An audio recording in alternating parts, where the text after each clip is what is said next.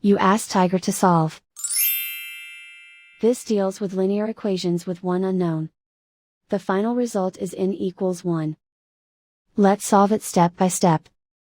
Simplify the expression. Expand the parentheses.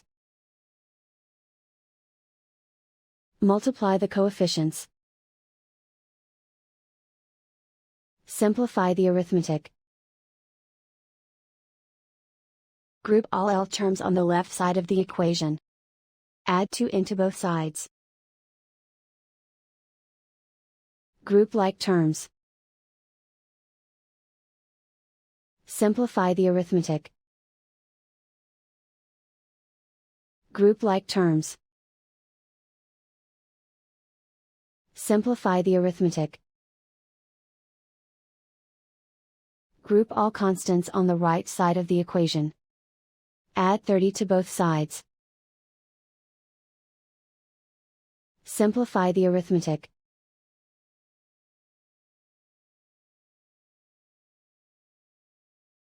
Isolate the L. Divide both sides by 26. Simplify the fraction.